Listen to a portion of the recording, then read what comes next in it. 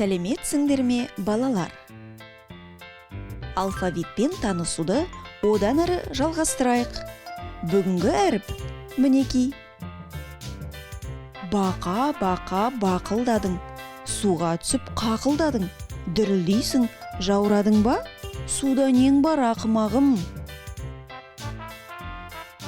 Бүгін біз Б әрпімен танысамыз. Оның да үлкен және кіші әрпі болады. Кәне, айтып көріңдерші. Б. Балалар, байқадыңдар ма? Әріпті біз жаза аламыз және оқи аламыз. Ал дыбысты айта аламыз және ести аламыз. Б дыбысын созып айтуға болмайды. Ол еріннің бір-біріне әуелі нық тиіп, артынша кілт ашылуынан пайда болатын дыбыс. Б. Б. Созып айталмайтын дыбысты дауыссыз дыбыс деп атайды. Оны көк түспен белгілейік. Кәне, ойнап көрейікші, балалар. Сендер дыбысты айтасыңдар, ал мен әріпті көрсетіп отырамын.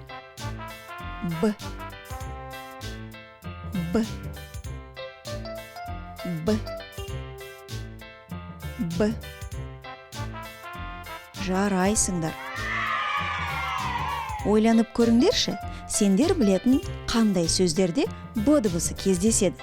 Ол үшін сиқырлы кітапқа саяхат жасайық.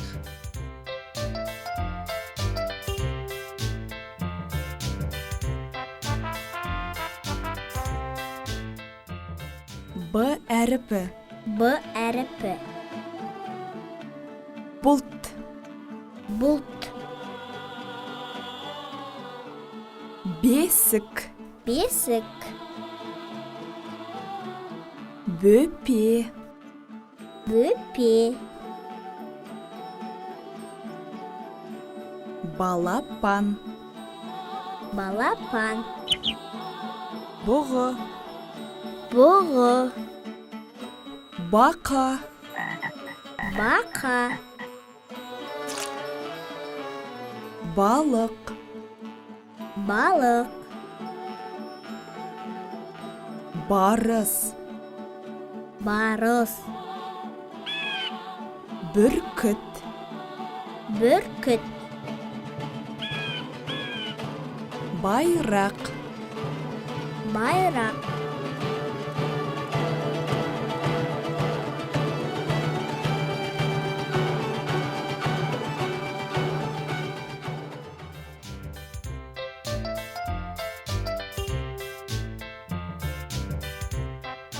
Б әрпі қандай элементтерден тұрады, балалар? Ол бір ұзын таяқша, жартылай шеңбер және бір қысқа таяқшадан тұрады. Қолдарыңа қарындаш алып, әріпті ауада елестетіп жазып көрейікші. Міне осылай. Түзу сызықты жоғарыдан төмен қарай жүргіземіз. Енді жартылай шеңбер сызамыз. Және үстінен қысқа сызықша жүргіземіз. Жарайсыңдар. Үлкен Б әрпін енді дәптерге жазайық. Тағы мұқият қарап алыңдар. Жоғарыдан төмен қарай бір түзу сызық, жартылай шеңбер және бір қысқа таяқша. Енді өздерің жазып көріңдерші. Қолдарыңнан келеді.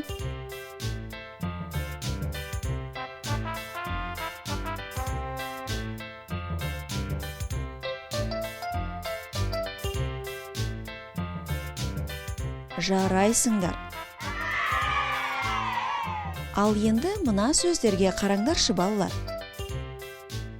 Балық, сабын. Осы сөздердегі Б әрпін тауып, астын сызып қойыңдар. Міне осылай. Б әрпі сөздің басында және ортасында кездеседі. Келесі тапсырмаға көшейік. Түсіп қалған әріптерді орнына қойайықшы. Бұл тапсырманы жеке әрқайсың орындаңдар.